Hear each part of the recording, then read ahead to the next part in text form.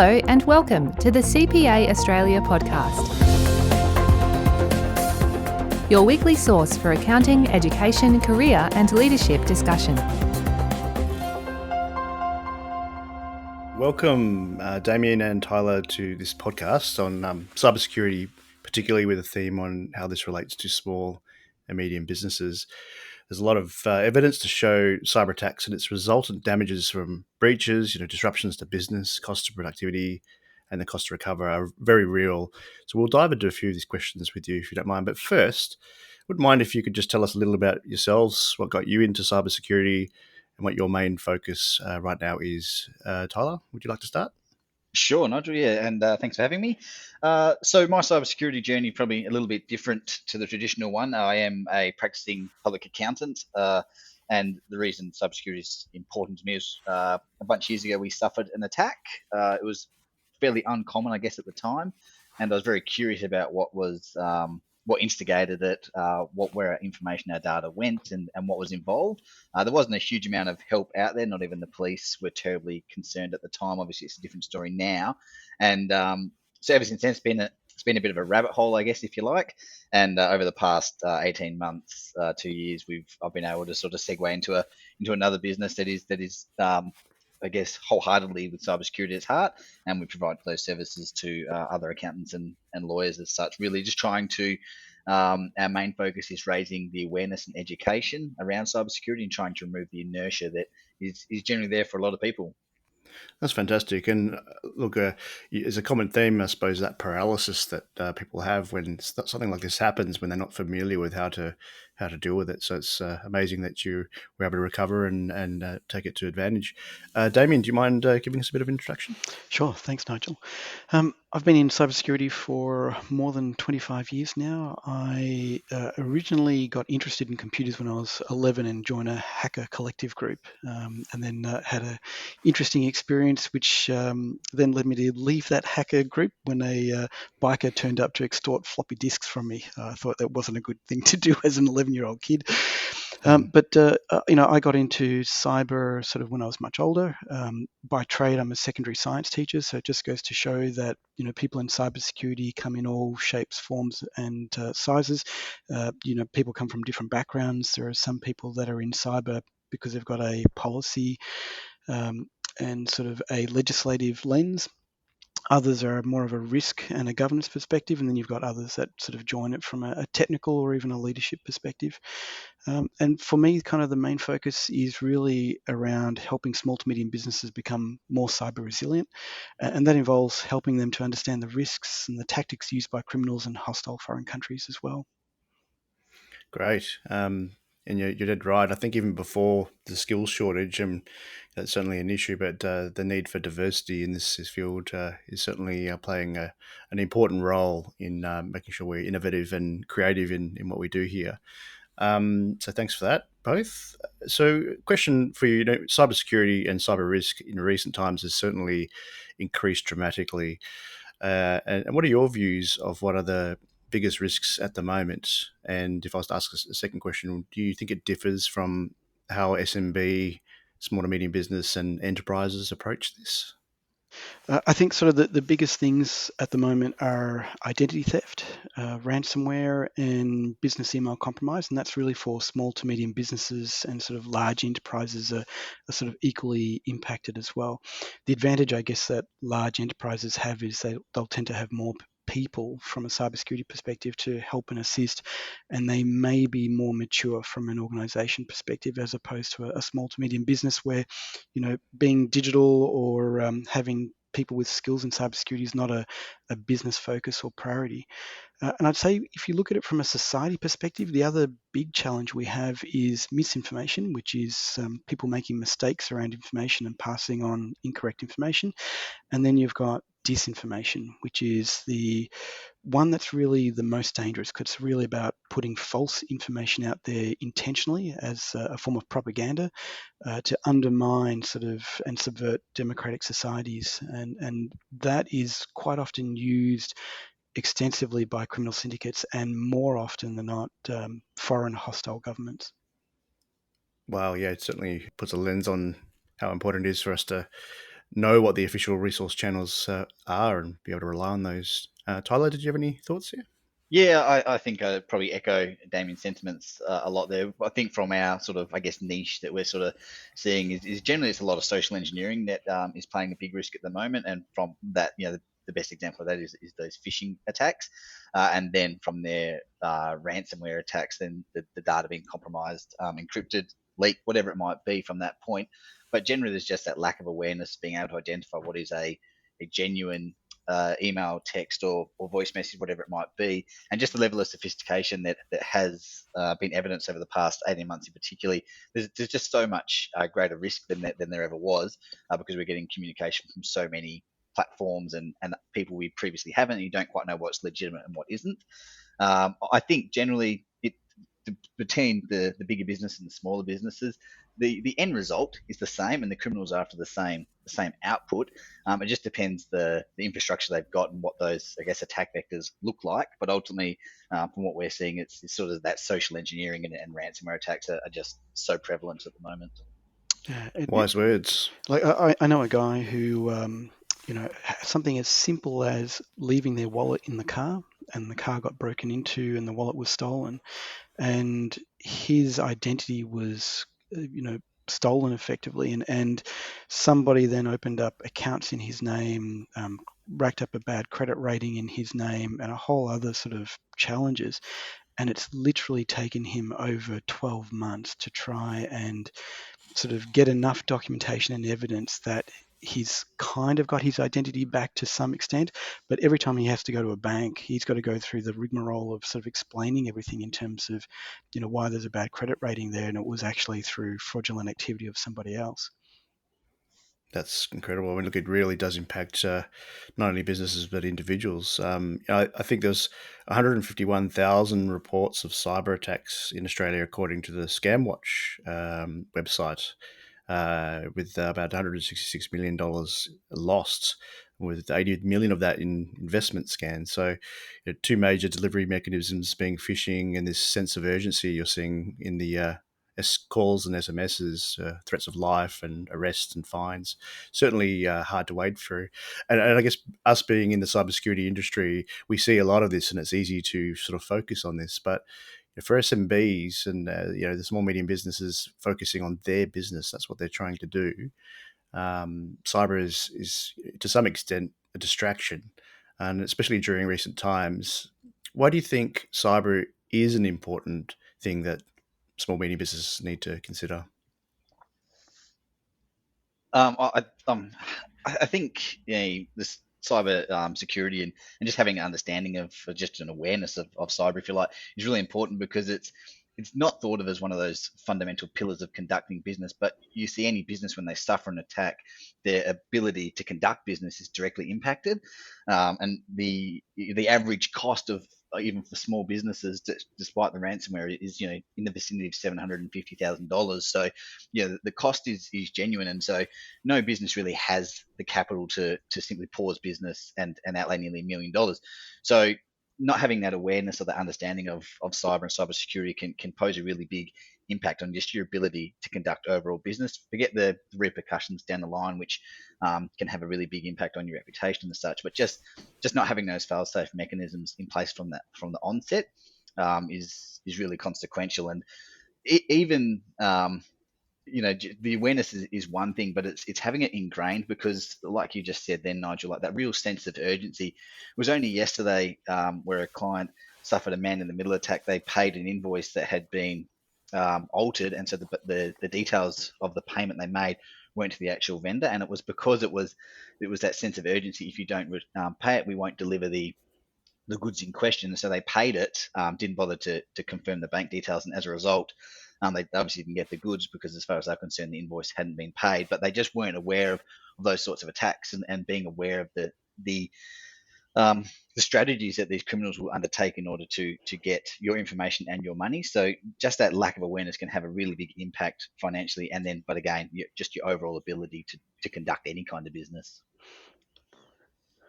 Damien? Yeah, that business email compromise is a huge one, and you'd be surprised how effective that is in terms of scammers being able to trick people into paying money into other accounts. It's really important, I think, for small to medium businesses to realize that as we become more digitally connected and dependent, they really need to understand the consequences of the technology that they're using. And I don't mean it in terms of needing to know how to configure it, but needing to know how it could be abused or misused. So at least that way they've got an understanding of, what criminals would typically do, or even, hostile governments do, to try and trick organizations to parting with their money, or giving those criminal syndicates access to your systems.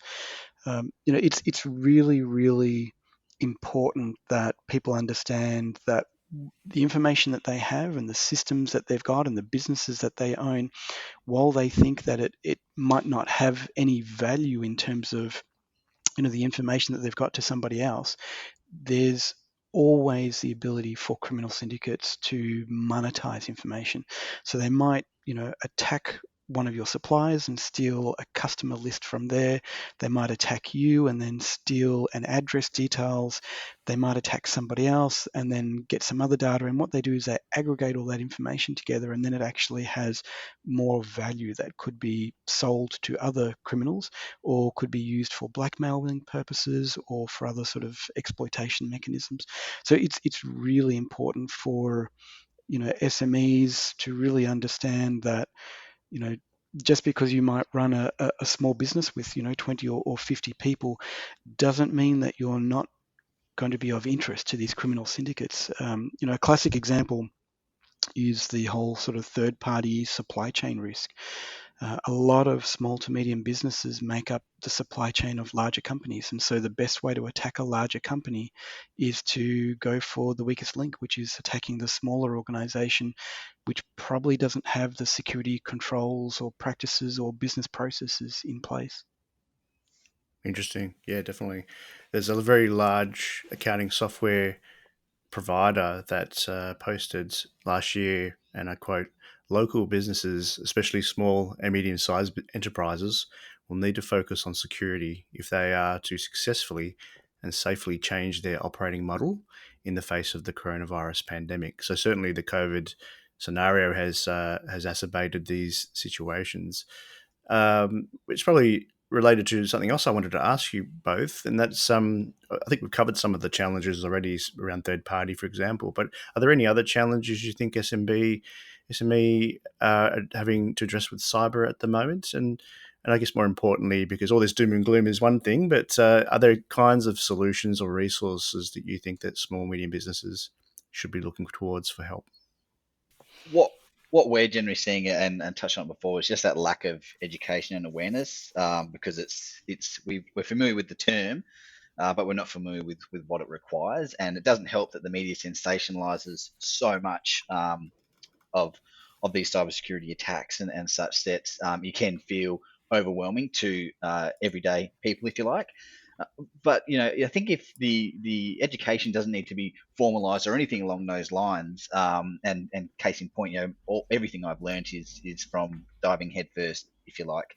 For me, we try and help people. We point them into the direction of the government. Have some great resources out there. They're sort of spread across a few sites, but generally we like to tell everybody to go to at least to cyber.gov.au. There's a whole bunch of resources on there. We try and encourage them to familiarize themselves with the essential 8, because regardless of your business size, there's those core 8 fundamental principles can really help improve your overall security.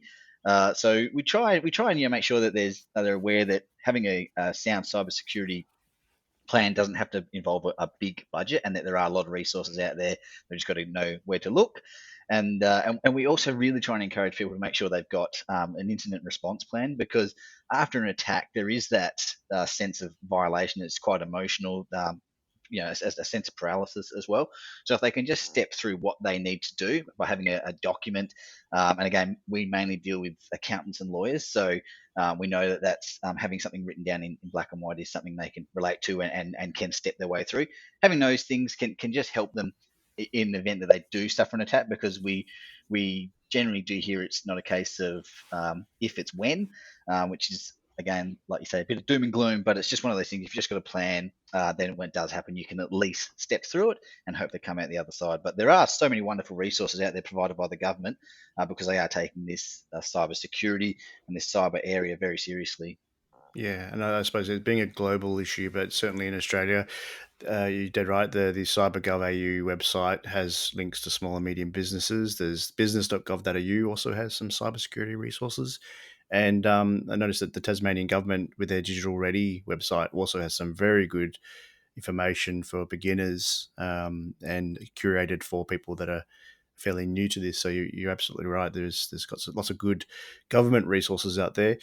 Damien, did you have any perspective from an industry angle? Yeah, no, I do. I think the key thing is really for people in businesses to think of cybersecurity not as an IT challenge or a problem only. There is an element of an IT sort of aspect to it, but it'd be good for them to think of it just like any other business risk, and that involves people aspect around education awareness, driving behavioural change within the organisation, looking at processes that might need to change in the organisation. That business email compromise that Tyler mentioned, where invoices get changed.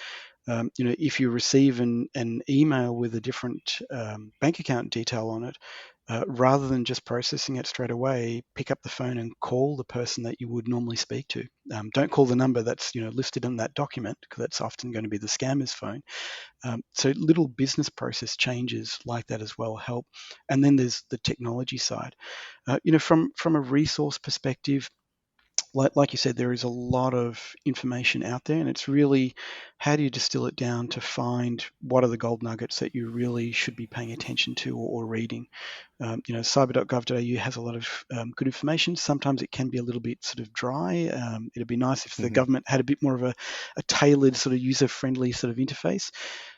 There is something that Deacon's announced last month, which they're working on with Victorian government and CPA Australia, around a digital innovation SME hub for businesses to pivot during a time of COVID and become a bit more cyber resilient. You've got industry associations. There's a number of different ones of those, and they often hold events that you can go to. Sometimes those events are free, and it's a good way to sort of network with individuals that are in the industry. And I think it's also a good way to get an understanding of the talent that's available in the market. Through those associations, or even tapping into your local TAFEs or universities. They're often looking for ways to give hands-on skills, if you like, to some of the students that they're training. And so you may be able to pick up some students at next to nothing in terms of free internships, and in some cases paid internships, to help the business become a bit more cyber resilient. Great, some good suggestions there. I think we've talked about government resources and industry, but there's also the community angle. And in August 2020, the Australian government released the cybersecurity strategy, and the purpose of that, in part, was to assist small and medium enterprises to grow and increase their cybersecurity awareness and capability. We've certainly talked about that, and also to assist with the large business and service providers who also provide assistance to SMBs with cybersecurity information and tools. Why do you think that collaboration is so important, and why do you think the government has put a focus on that now? I think it's pretty important because cybersecurity is such a big problem. It can't be solved by one party alone. So, it's not something that the government can solely solve. It's not something that citizens can solve. It's not something that, SMEs or even large enterprises can solve in isolation. It's about all the different parts coming together and working together. If you look at, from a government perspective, they've got a number of levers. They can do impose regulations and legislation. They can put out policy statements, force the adoption of certain standards. They could use incentives such as, government grants or tax incentives. They could help shape the talent pipeline, which has got a longer 3 to 5 year play, by reducing course fees or making some courses free, like cybersecurity is at TAFE. And there's also the education component that government can do around driving campaigns, a bit like road safety, but in terms of digital online safety. And then from a citizen perspective, people have to take responsibility for their actions.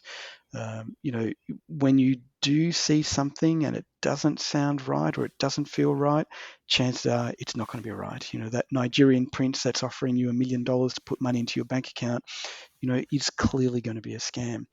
You mean that's not true? That's not true. And even things like they're getting very crafty where, you'll get a fake email that looks like it's a DocuSign document. That needs to be signed that could come from one of your clients, when actually when you look at the email address, you can actually see it's coming from a different location. Or your parcel has been delayed and you need to click on this link and add credit card details or supply additional information to get your parcel released. So it's an awareness, I guess, of trust less on the internet, because there is a lot of individuals out there that are looking to make a buck off you. So there's that aspect. And then from a business perspective, there's a duty of care to your staff, to your customers, to your suppliers. And if you become the weak link, it is something that's disadvantaged to the whole group as a whole.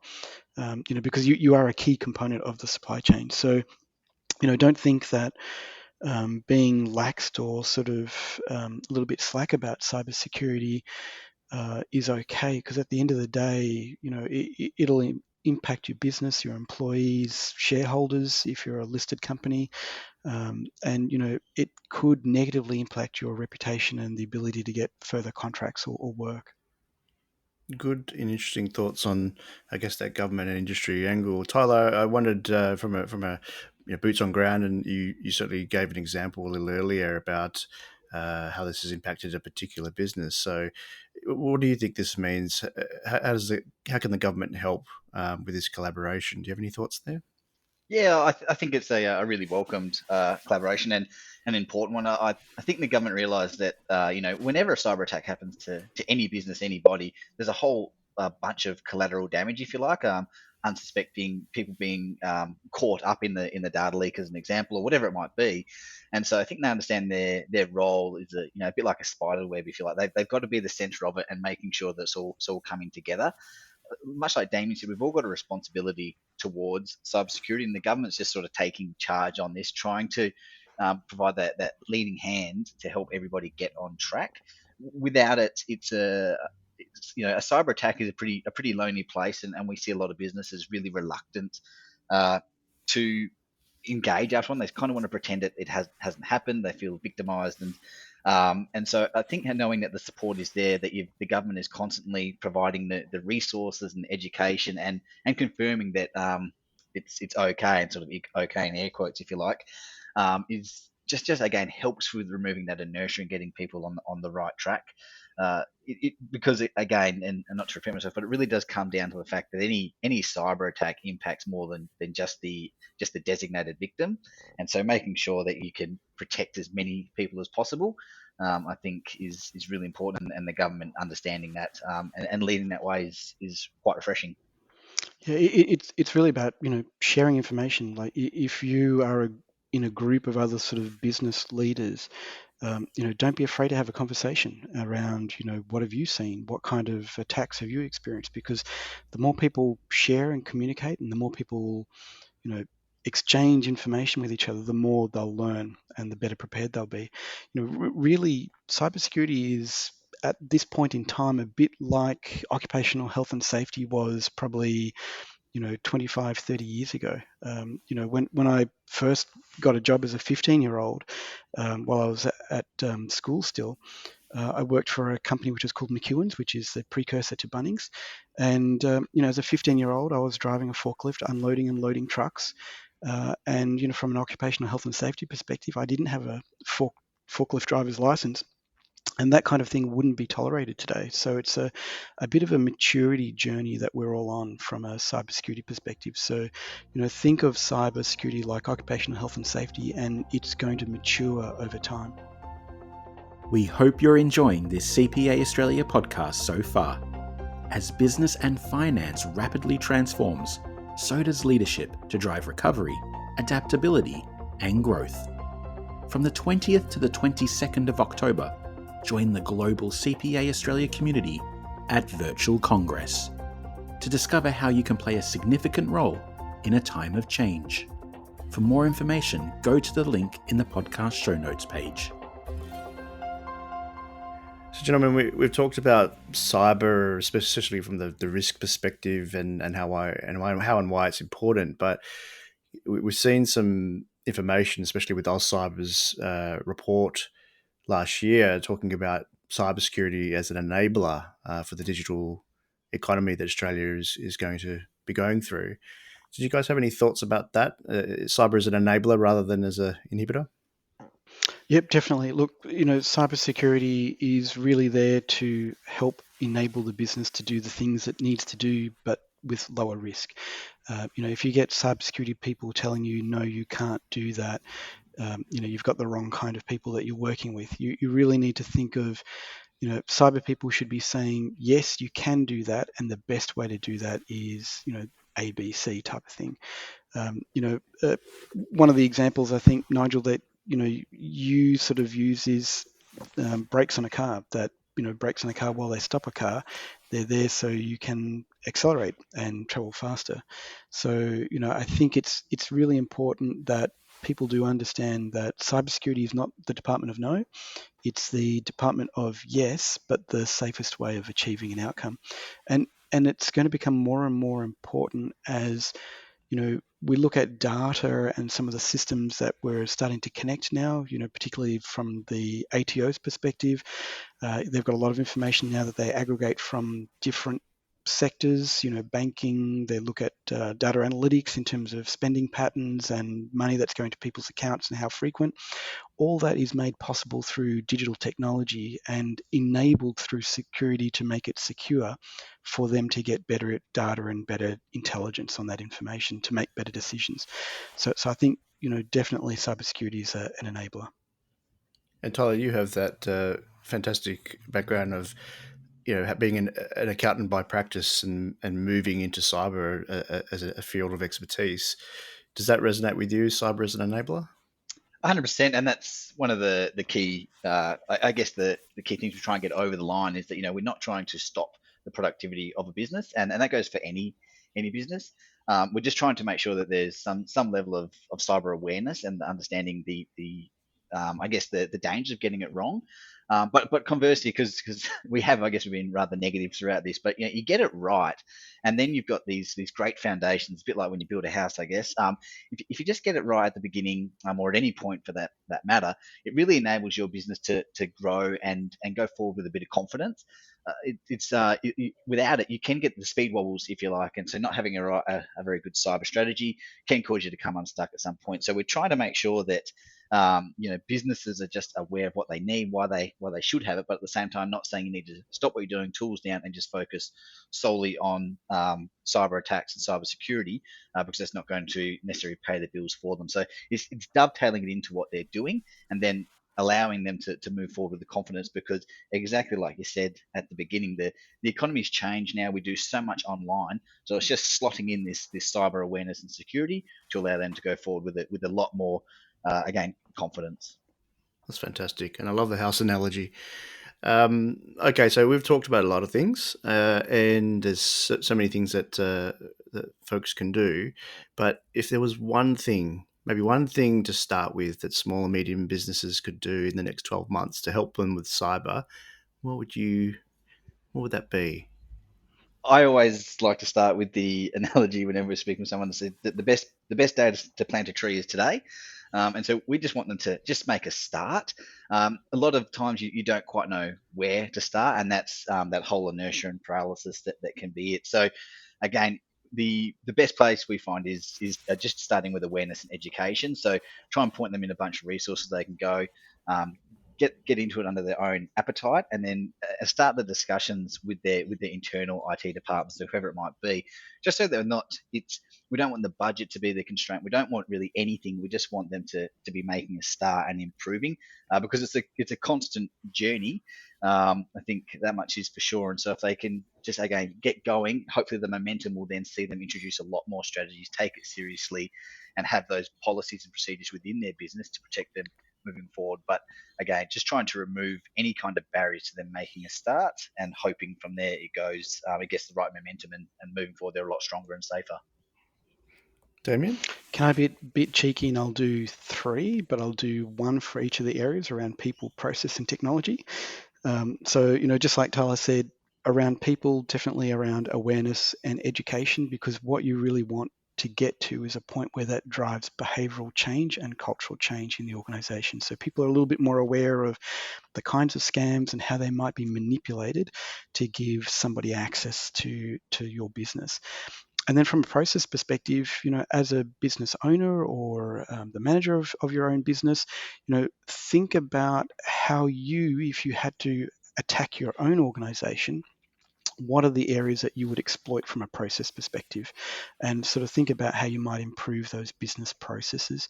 And then from a technology side, really quick and simple, make sure you do automatic patch updates. Enable that on your system so that way they're always being updated as frequently as possible. Fantastic. I really like that point. Sorry, Nigel, Damien, just to for them to be looking at it from their own perspective, like how would I attack myself? Because I think if you look at it from a computer point of view, I guess is what's sensitive on your computer, what you wouldn't want anyone else to get or have access to, and so if you make them think about it from that point of view, that could really drive that change that you've mentioned. That is fantastic, Damien, Tyler. Really informative chat. Thank you so much. I've really appreciated your perspectives and insights into cybersecurity. Thank you very much. Thanks for having us. Thank you. Pleasure. Thanks for listening to the CPA Australia podcast. For more information on today's episode, please visit the show notes at www.cpaaustralia.com.au/podcast. Never miss an episode by subscribing to our podcast on Apple Podcasts, Spotify, or Stitcher.